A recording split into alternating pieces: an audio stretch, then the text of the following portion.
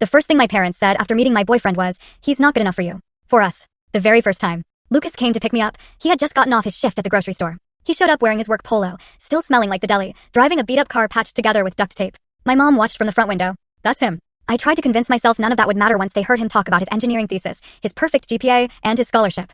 I grew up in a world where success meant degrees, money, and status. My dad was a corporate executive. My mom came from old money. And Lucas? He had the brains, drive, and work ethic they spent my whole life preaching about. Dinner actually started great. Lucas brought flowers and wore his nicest thrift store button-down over the uniform he'd changed out of in my driveway. He answered every question about school with excitement. Then my dad asked about his family. "Just me and my mom," Lucas said. "She's been a custodian at the elementary school for 20 years.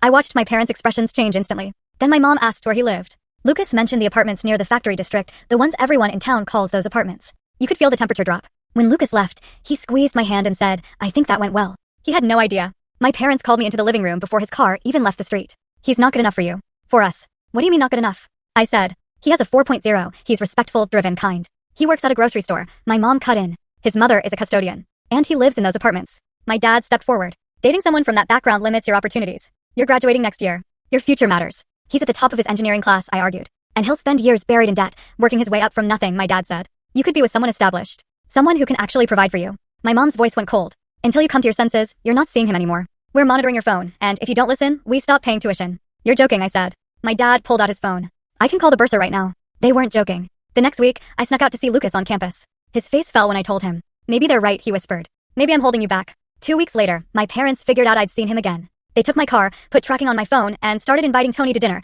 the son of some wealthy donor family. A trust fund kid who'd never worked a day in his life. "Just give him a chance," my mom kept saying. I refused. My dad pulled me aside. "Your spring tuition payment has been delayed. It stays delayed until you make the right choice." That night, Lucas called.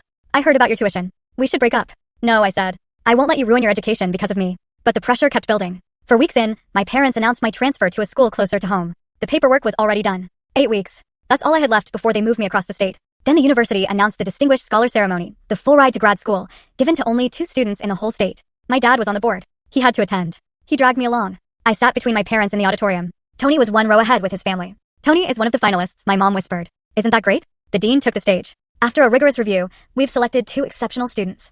I wasn't even listening. I was thinking about Lucas and how I was supposed to tell him I was being transferred. Our first recipient, the dean said, Lucas Graves. Graduating with a perfect GPA. His thesis on sustainable infrastructure has attracted attention from Fortune 500 companies. Full story on the channel. Link below. Click now and watch what happened next.